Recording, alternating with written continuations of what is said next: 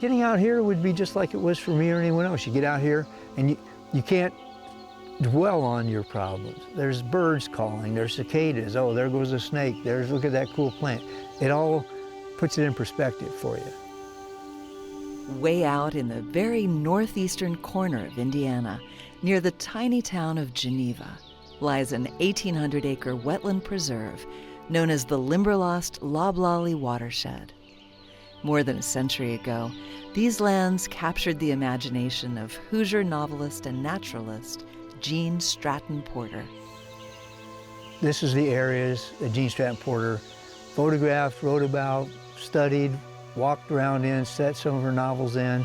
So this is very much a spiritual place for her. She saw the forest as God's cathedral, one of God's cathedrals. And so everywhere she went in nature, I mean, she definitely felt the spirituality of it and saw how it related to how she worshiped it.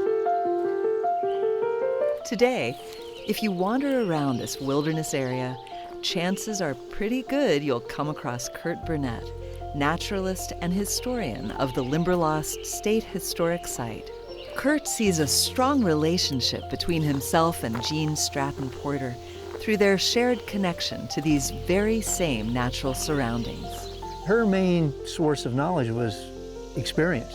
She'd go out and spend thousands of hours from childhood on observing birds, how they built their nests, their calls, what they fed their babies, how they acted with each other. I've always loved animals and nature. I grew up on a farm myself, and then after a degree in wildlife science at Purdue University, I became interested in working in zoos. And I did go down to South Louisiana and live for 22 years where I became a swamp and alligator expert. So I have a very good understanding. I can relate to Gene slogging through the swamps. I did that myself so much. Near the turn of the 20th century, Stratton-Porter became one of Indiana's wealthiest and most famous Hoosiers through her novels, published nature studies, and wildlife photography. Likewise, Kurt finds the same inspired glory in the trees and critters that inhabit this wetland oasis. I definitely could relate to the things she did, her appreciation of the things, her observations. But as I spent more time, I started realizing that there was a feel to it. I live in a modern world and I've got all the modern things, but when I'm out in nature just walking around, then it's just where I feel like I most belong. When I came and took this job as the naturalist here at Limberlost, I was going through a very rough period in life. Very rough. And I came here and felt like I was starting to heal, that this was a healing place spiritually, because I was, at the bottom and come here and I just could feel the place and I started feeling better and I felt like I fit and was contributing. And so for me, the Limberlost truly was a place to heal and get back to a good place in life. And I'm standing next to what we call one of the giants of Rainbow Bottom, this very large sycamore tree, which could possibly be up to 300 years old based on its size.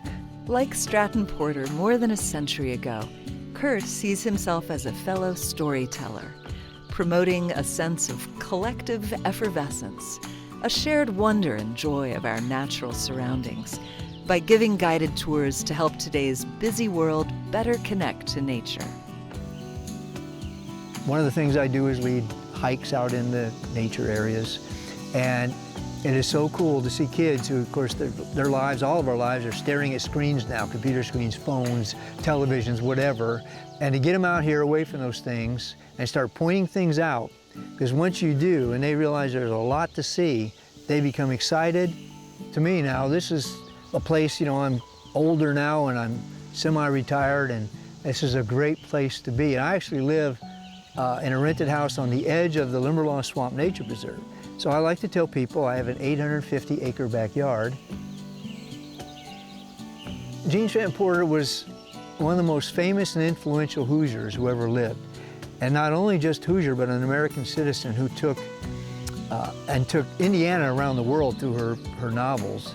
and influenced people around the country and the world with her magazine articles and her stands on things like conservation. I love it so much, and I'm excited. And if I'm excited, I'm going to get you excited, and that's the goal. Get excited about being out in nature so you want to come back.